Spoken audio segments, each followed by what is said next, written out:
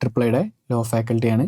ഞാനിന്നിവിടെ നിങ്ങളുടെ മുമ്പിലിരിക്കുന്നത് CS കോഴ്സിനെ കുറിച്ച് നിങ്ങൾക്ക് ഒന്ന് പരിചയപ്പെടുത്തി തരാനാണ്. ICSI the institute of company secretaries of India provide ചെയ്യുന്ന കോഴ്സാണ് company secretaries. After passing examination നമുക്കൊരു ക്വാളിഫൈഡ് കമ്പനി സെക്രട്ടറി ആയിട്ട് വർക്ക് ചെയ്യാൻ പറ്റുന്നതാണ്. ദ ഇൻസ്റ്റിറ്റ്യൂട്ട് 3 സ്റ്റേജായിട്ടാണ് ഈ കോഴ്സിനെ സ്ട്രക്ചർ ചെയ്തിട്ടുള്ളത്. Stage 1 CSET, stage 2 executive level, stage 3 professional level.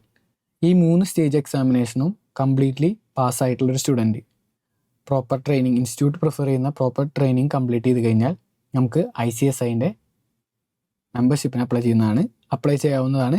അതിനുശേഷം നമുക്ക് ഒരു ക്വാളിഫൈഡ് കമ്പനി സെക്രട്ടറി ആയിട്ട് വർക്ക് ചെയ്യുന്നതാണ്. ഇതിൽ ഞാൻ ഓൾറെഡി ഡിസ്കസ് ചെയ്തു 3 സ്റ്റേജാണ് ഉള്ളത് പറഞ്ഞു. ഫസ്റ്റ് സ്റ്റേജാണ് CSET. അത് പാസ്സായി കഴിഞ്ഞാൽ നമുക്ക് എക്സിക്യൂട്ടീവ് ലെവലിലേക്ക് പോകാം. അത് കഴിഞ്ഞാൽ ഫൈനൽ ലെവലിലോട്ട് പോകാം. ഈ എക്സിക്യൂട്ടീവ് ലെവലിൽ നമ്മൾ 7 സബ്ജക്റ്റാണ് ഡീൽ ചെയ്യാൻ പോകുന്നത്. ഈ 7 സബ്ജക്റ്റിൽ setting up of business and industrial labour law എന്ന് പറഞ്ഞ സബ്ജക്റ്റാണ് ഞാൻ നിങ്ങൾക്ക് ക്ലാസ് എടുക്കുന്നതും ഞാൻ നിങ്ങൾക്ക് പരിചയപ്പെടുത്താൻ പോകുന്നതും. നമ്മുടെ ഈ സബ്ജക്റ്റ് എന്താണ്, ഏത് ഏരിയയിലൊക്കെയാണ് നമ്മൾ പഠിക്കേണ്ടത്, ഏതാണ് നമ്മുടെ സിലബസ്, ഇത് ഈ സബ്ജക്റ്റിനെ എങ്ങനെയൊക്കെ ഡിവൈഡ് ചെയ്തിട്ടുണ്ട് എന്നാണ്. CS ബ്രിഡ്ജ് കോഴ്സ് കൊണ്ട് ഞാനിന്ന് ഉദ്ദേശിക്കുന്നത് നമ്മളുടെ സബ്ജക്റ്റിനെ നിങ്ങൾക്ക് ഇൻട്രൊഡ്യൂസ് ചെയ്ത് തരിക. എന്താണ് നമ്മുടെ സിലബസ് നമുക്ക് ഇൻട്രൊഡ്യൂസ് ചെയ്ത് തരിക. എക്സിക്യൂട്ടീവ് ലെവലിൽ നമ്മൾക്ക് 7 സബ്ജക്റ്റാണുള്ളത്, 2 ഗ്രൂപ്പാണുള്ളത്. അതിൽ ഗ്രൂപ്പ് 1 തേർഡ് പേപ്പറാണ് നമ്മുടെ setting up of business and industrial labour law. Institute നമുക്കൊരു പ്രീ ഡിറ്റർമിൻഡ് ആയിട്ടുള്ളൊരു സിലബസ് പ്രൊവൈഡ് ചെയ്തിട്ടുണ്ട്. ആ സിലബസിൻ്റെ ബേസിൽ ഈ സബ്ജക്റ്റിനെ 2 പാർട്ടാക്കി തിരിച്ചിട്ടുണ്ട്. Part 1 setting up of business, part 2 industrial and labour law. ഇതിൽ സെറ്റിംഗ് ഓഫ് ബിസിനസ്സിന് 60 മാർക്കിൻ്റെ ക്വസ്റ്റ്യൻസും ഇൻഡസ്ട്രിയൽ ആൻഡ് ലേബർ ലോന്ന് 40 മാർക്കിൻ്റെ ക്വസ്റ്റ്യൻസുമാണ് നമ്മൾക്ക് എക്സാമിന് ചോദിക്കാൻ പോകുന്നത്.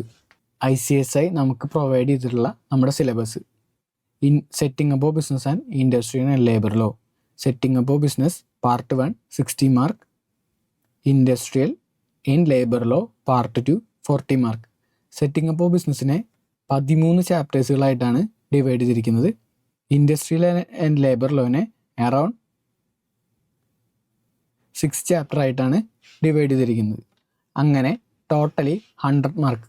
ഇതാണ് നമ്മുടെ എക്സാമിന് ICSI ചോദിക്കാൻ പോകുന്ന ക്വസ്റ്റ്യൻ പേപ്പറിൽ ഇത്ര മാർക്കിനുള്ള ക്വസ്റ്റ്യനാണ് നമ്മളോട് ചോദിക്കാൻ പോകുന്നത്.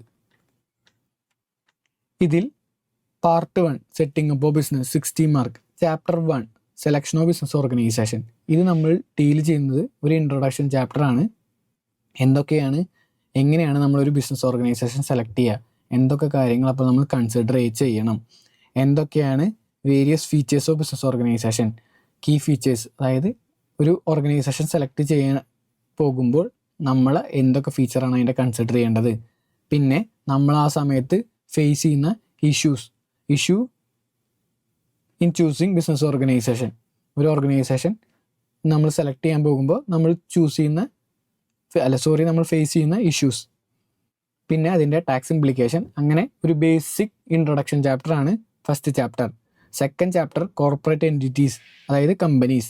അതിനുള്ളിൽ നമ്മൾ പല ടൈപ്പ് ഓഫ് കമ്പനീസ് എക്സ്പ്ലെയിൻ ചെയ്യുന്നുണ്ട്. Private company, public company, 1 person company, Nidhi company, section 8, producer, foreign company. അങ്ങനെ പല ടൈപ്പ് ഓഫ് കമ്പനീസ് ഉണ്ട്.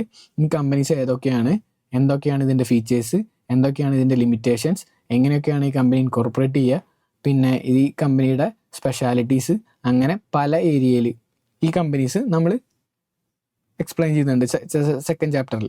First 1 type of corporate business entities. അതിൻ്റെ അണ്ടറിലാണ് ഏതൊക്കെ ടൈപ്പ് കമ്പനീസാണുള്ളത്, ഡിഫറെൻറ്റ് ടൈപ്സ് ഓഫ് കമ്പനീസൊക്കെ നമ്മൾ എക്സ്പ്ലെയിൻ ചെയ്യുന്നത് അതിൻ്റെ അണ്ടറിലായിരിക്കും. അത് കഴിഞ്ഞ് കഴിഞ്ഞാൽ ഡ്രാഫ്റ്റിംഗ് ഓഫ് ഇൻകോർപ്പറേഷൻ ഡോക്യുമെൻറ്റ്സ്. എന്തൊക്കെയാണ് ഒരു കമ്പനി ഇൻകോർപ്പറേറ്റ് ചെയ്യാനായിട്ട് വേണ്ട main document, what is memorandum, article, എന്തൊക്കെയാണ് ഇൻകോർപ്പറേഷൻ കോൺട്രാക്റ്റ്, ഏതൊക്കെ ഡോക്യുമെൻറ്റ്സ് ഫയൽ ചെയ്യണം, ഏതൊക്കെ ഫോംസ് നമ്മൾ ROCയിൽ ഫയൽ ചെയ്യണം, അങ്ങനത്തെ കാര്യങ്ങളൊക്കെയാണ് അവിടെ നമ്മൾ ഡിസ്കസ് ചെയ്യുന്നുണ്ടാവുക. Next 1 formation and registration procedure. അതിങ്ങനെ ഒരു കമ്പനി ഫോം ചെയ്യുമ്പോൾ അല്ലെങ്കിൽ ഒരു കമ്പനി രജിസ്റ്റർ ചെയ്യുമ്പോൾ നമ്മൾ പാലിക്കേണ്ട പ്രൊസീജിയറുകൾ, എന്തൊക്കെ ഡോക്യുമെൻറ്റ്സ് നമ്മൾ കീപ്പ് ചെയ്യണം, എവിടെയൊക്കെ ഫയൽ ചെയ്യണം, ആരൊക്കെ ഇൻറ്റിമേറ്റ് ചെയ്യണം, അങ്ങനത്തെ ഏരിയാസ് ആയിരിക്കും അതിൽ ഡിസ്കസ് ചെയ്യുന്നുണ്ടാവുക. മെയിനായിട്ട് എല്ലാ ടൈപ്പ് കമ്പനീസും ഈ ചാപ്റ്ററിൽ കവർ ചെയ്യുന്നുണ്ടായിരിക്കും. ടൈപ്പ് ഓഫ് കമ്പനീസ് എന്ന് പറഞ്ഞിട്ട് ഒരുവിധം എല്ലാ കമ്പനീസിനും നമ്മളിവിടെ കവർ ചെയ്യുന്നുണ്ടായിരിക്കും. അത് കഴിഞ്ഞാൽ തേർഡ് ചാപ്റ്റർ നമ്മൾ ഡിസ്കസ് ചെയ്യുന്നത് ലിമിറ്റഡ് ലയബിലിറ്റി പാർട്ണർഷിപ്പ്. എന്താണ് ലിമിറ്റഡ് ലയബിലിറ്റി പാർട്ണർഷിപ്പ്? ഇത് ഏത് ആക്ടിൻ്റെ അണ്ടറിലാണ് വരുന്നത്? ഇതെങ്ങനെയാണ് ഇൻകോപ്പറേറ്റ് ചെയ്യുന്നത്? ഇതെങ്ങനെയാണ് അവസാനിപ്പിക്കുക? ഇതിൻ്റെ ഇൻകോപ്പറേഷൻ സമയത്ത് എത്ര ആൾക്കാർ വേണം? എന്താണ് ഇതിൻ്റെ എഗ്രിമെൻറ്റ്? ആർക്കൊക്കെ ഇതിൽ പാർട്ട്ണർ ആവാം, ആർക്കൊക്കെ ഇതിൽ പാർട്ട്ണർ ആവാൻ പാടില്ല, എങ്ങനെ പാർട്ട്ണറെ അഡ്മിറ്റ് ചെയ്യാം, എങ്ങനെ പാർട്ട്ണറെ റിമൂവ് ചെയ്യാം. അങ്ങനെ ലിമിറ്റഡ് ലയബിലിറ്റി പാർട്ട്ണർഷിപ്പ് എന്ന് പറഞ്ഞ ടേം അതെന്താണ്, അത് ഏത് ആക്ടിൻ്റെ അണ്ടറിൽ വരും, അങ്ങനെ ഡീറ്റെയിൽ ആയിട്ട് അതിനെക്കുറിച്ച് ഡിസ്കസ് ചെയ്യുന്ന ചാപ്റ്ററാണ് ചാപ്റ്റർ നമ്പർ 3. പിന്നീട് ചാപ്റ്റർ നമ്പർ 4 നമ്മൾ ഡിസ്കസ് ചെയ്യാൻ പോകുന്നത് സ്റ്റാർട്ടപ്സ് ആണ്. സ്റ്റാർട്ടപ്സും അതിൻ്റെ രജിസ്ട്രേഷനും. എന്താണ് സ്റ്റാർട്ടപ്സ്? സ്റ്റാർട്ടപ്സ് പോളിസീസ് എന്താണ്? അതിൻ്റെ രജിസ്ട്രേഷൻ പ്രൊസീജിയർ എന്താണ്? അതിൻ്റെ ബെനിഫിറ്റ് എന്താണ്? അത് രജിസ്റ്റർ ചെയ്തുകൊണ്ടുണ്ടാകുന്ന ബെനിഫിറ്റ് എന്താണ്? ഏതൊക്കെയാണ് ഡിഫറെൻറ്റ് ടൈപ്പ് ഓഫ് സ്റ്റാർട്ടപ്സ് എന്തൊക്കെയാണ്? വെഞ്ചർ ക്യാപിറ്റൽ എന്താണ്? അങ്ങനെയുള്ള ഏഞ്ചൽ ഇൻവെസ്റ്റേഴ്സ്, ഓൺടർപ്രണർഷിപ്പ്, അങ്ങനത്തെ ഉള്ള ഏരിയസിൽ ഡിസ്കസ് ചെയ്യുകയാണ് നമ്മൾ ചാപ്റ്റർ 4. പിന്നെ അതിൻ്റെ കുറച്ച് കേസ് സ്റ്റഡീസും നമ്മൾ ഡിസ്കസ് ചെയ്യുന്നതായിരിക്കും. ഇതാണ് നമ്മുടെ സിലബസ് പ്രൊവൈഡ് ചെയ്തിരിക്കുന്നത്. ഈ സിലബസ് ഓറിയൻറ്റഡ് ആയിട്ടായിരിക്കും നമുക്ക് എക്സാമിനേഷൻ വരിക. അപ്പം നമ്മളിപ്പം പഠിക്കേണ്ടതും സിലബസ് ഓറിയൻറ്റഡ് ആയിട്ടായിരിക്കും. ചാപ്റ്റർ 5 നമ്മൾ ഡീൽ ചെയ്യുന്നത് മൈക്രോ സ്മോൾ മീഡിയം എൻ്റർപ്രൈസസ്. എന്താണ് MSME? എന്താണ് MSME ആയിട്ട് രജിസ്റ്റർ ചെയ്യാനുള്ള ക്രൈറ്റീരിയ? എന്തൊക്കെയാണ് അതിൻ്റെ ലിമിറ്റ് എന്താണ്? പിന്നെ ഏതൊക്കെ ടൈപ്പ് ഓഫ് രജിസ്ട്രേഷൻ എടുക്കണം? എന്തൊക്കെ MSME micro small medium enterprise സ്കീമുകൾ എന്തൊക്കെയുണ്ട്? ആർക്കൊക്കെ അത് അപ്ലിക്കബിലിറ്റി ഉണ്ട്? ആരൊക്കെയാണ് അതിന് എലിജിബിൾ ആവുക? അങ്ങനെയുള്ള ഉദ്യം രജിസ്ട്രേഷൻ എന്താണ്? അങ്ങനെയുള്ള MSME micro small medium enterprise related ഉള്ള ചാപ്റ്ററാണ് ചാപ്റ്റർ 4. ചാപ്റ്റർ 5 എന്ന് പറഞ്ഞാൽ നമ്മളിപ്പോൾ പഠിച്ച കമ്പനീസ് ഉണ്ട്. പ്രൈവറ്റ് കമ്പനി ആണെങ്കിൽ പ്രൈവറ്റ് കമ്പനി, പബ്ലിക് ആണെങ്കിൽ പബ്ലിക് കമ്പനി, സെക്ഷൻ 8 ആണെങ്കിൽ സെക്ഷൻ 8. ഒരു കമ്പനിയിൽ നിന്ന് വേറൊരു കമ്പനിയിലേക്ക് എങ്ങനെ കൺവേർട്ട് ചെയ്യാം? ഫോർ എക്സാമ്പിൾ പറയുകയാണെങ്കിൽ എങ്ങനെ പ്രൈവറ്റ് കമ്പനീനെ പബ്ലിക് കമ്പനിയാക്കി കൺവേർട്ട് ചെയ്യാം? ആ സമയത്ത് നമ്മൾ ഫോളോ ചെയ്യുന്ന പ്രൊസീജിയർ എന്താണ്? ആരൊക്കെ ഇൻറ്റിമേറ്റ് ചെയ്യണം? എന്തൊക്കെ ഡോക്യുമെൻറ്റ്സ് ഉണ്ടാക്കണം? എങ്ങനെയാണ് കൺവേർഷൻ പ്രൊസീജിയർ? എത്ര ടൈം ലിമിറ്റിനുള്ളിൽ അത് കംപ്ലൈ ചെയ്യണം? ഏതൊക്കെ ഫോമാണ് ഫയൽ ചെയ്യേണ്ടത്? അങ്ങനത്തെ കാര്യം ഡിസ്കസ് ചെയ്യുന്ന ചാപ്റ്ററാണ് chapter 6. Chapter 6 conversion of business entities എന്ന് പറഞ്ഞാൽ നമ്മൾ ഈ പഠിച്ച കാര്യങ്ങളൊക്കെ LLPനെ കമ്പനിയായി കൺവേർട്ട് ചെയ്യാൻ പറ്റുമോ? കമ്പനീനെ LLP ആയിട്ട് കൺവേർട്ട് ചെയ്യാൻ പറ്റുമോ തിരിച്ച്? അതുപോലെ 1% കമ്പനീനെ പ്രൈവറ്റ് കമ്പനിയാക്കി പബ്ലിക് കമ്പനിയോ സെക്ഷൻ 8 ഒക്കെ ആക്കി കൺവേർട്ട് ചെയ്യാൻ പറ്റുമോ ഇല്ലയോ? അങ്ങനെ ഒരു ഫോം ഓഫ് ബിസിനസ് ഓർഗനൈസേഷനെ വേറൊരു ഫോം ഓഫ് ബിസിനസ് ഓർഗനൈസേഷൻ ആക്കി മാറ്റാൻ പറ്റുമോ ഇല്ലയോ? പറ്റുമെങ്കിൽ എന്തൊക്കെ പ്രൊസീജിയർ ഫോളോ ചെയ്യണം? ആരൊക്കെ ഇൻറ്റിമേറ്റ് ചെയ്യണം? കമ്പനീസ് ആക്ട് പ്രകാരമുള്ള എന്തൊക്കെ പ്രൊസീജിയർ ഫോളോ ചെയ്യണം? ഇൻകം ടാക്സ് പ്രകാരമുള്ള എന്തൊക്കെ പ്രൊസീജിയർ ഫോളോ ചെയ്യണം? ഏതൊക്കെ ഫോംസ് ഫയൽ ചെയ്യണം? അങ്ങനെയുള്ള കാര്യങ്ങൾ ഡിസ്കസ് ചെയ്യുന്ന ചാപ്റ്ററാണ് chapter 6. Chapter 7 non corporate entities എന്ന് പറഞ്ഞ ചാപ്റ്ററാണ്. കോർപ്പറേറ്റ് എൻറ്റിറ്റീസ് എന്ന് പറഞ്ഞാൽ കമ്പനി, കോർപ്പറേറ്റ് എന്ന് പറഞ്ഞാൽ കമ്പനി, നോൺ കോർപ്പറേറ്റ് എന്ന് പറഞ്ഞാൽ കമ്പനി അല്ലാത്ത എൻറ്റിറ്റീസ് ഏതൊക്കെയുണ്ട്? For example partnership firm, Hindu undivided family, sole proprietorship, multi state cooperative society, trust. പിന്നെ അതിൻ്റെ ഫോർമേഷൻ, അതിൻ്റെ രജിസ്ട്രേഷൻ, അതിൻ്റെ എഗ്രിമെൻറ്റ്സ്, അങ്ങനത്തെ കാര്യങ്ങളാണ് നമ്മൾ ഈ ചാപ്റ്ററിൽ ഡിസ്കസ് ചെയ്യുന്നത്. അതെങ്ങനെ ഇൻകോർപ്പറേറ്റ് ചെയ്യാം, അതിൻ്റെ ഫീച്ചേഴ്സ് എന്താണ്, ലിമിറ്റേഷൻസ് എന്താണ്, ബെനഫിറ്റ്സ് എന്താണ്, അതിന് ഏതൊക്കെ ഡിപ്പാർട്ട്മെൻറ്റിൽ ഇൻറ്റിമേറ്റ് ചെയ്യണം, ഏതൊക്കെ ഫോം ഫയൽ ചെയ്യണം, അങ്ങനത്തെ കാര്യങ്ങൾ ഡിസ്കസ് ചെയ്യുന്ന ചാപ്റ്ററാണ് chapter 7. Next one financial service organisation.